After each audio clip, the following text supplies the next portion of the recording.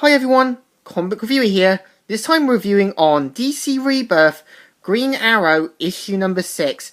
As you know, it has some elements of the New 52 and some of the old stuff.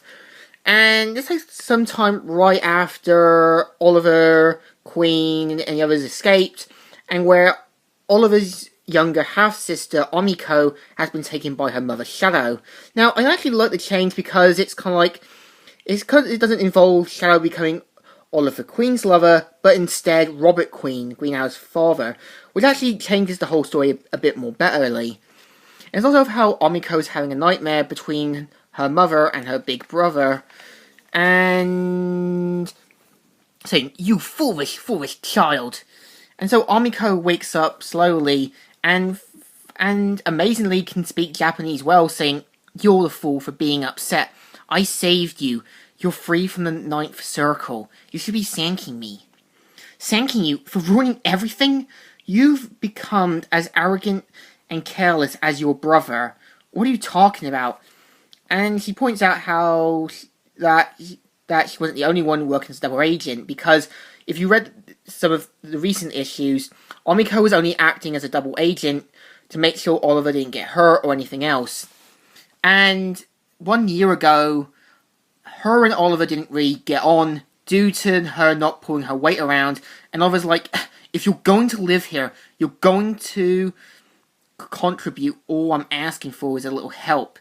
And she points out how she's not going to spend her time scrubbing windows, cleaning things, and all that, and point out how that she's his new partner and he's going to have to live with it. And Oliver's like, "I warned you, Army, if you slam that door again." And turns out he actually did, and says that he can earn it back after cleaning the windows. Now, it's kind of like having like a new roommate, or kind of like a person, or kind of like having a tenant. Given the fact it depends on if the roommate is responsible, or considerate, or so on. So he mainly trains Emiko and actually proves pretty well. They even take on a mugger and manages to knock him down. And Emiko suspects students having these mysterious watches and goes to where this clock place is.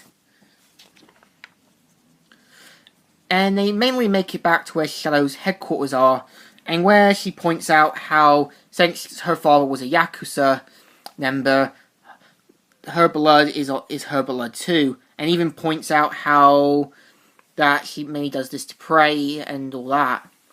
So she pretty much throws the forest stuff on her face, and she manages to get away pretty quickly. And even has a flashback to how the students are using this kind of new clock device thing, and where we're introduced to the clock and saying, "I wouldn't." "Sorry, is it expensive? That one will leave you dead broke." And he points out, and so she has money in that to work out this new watch device.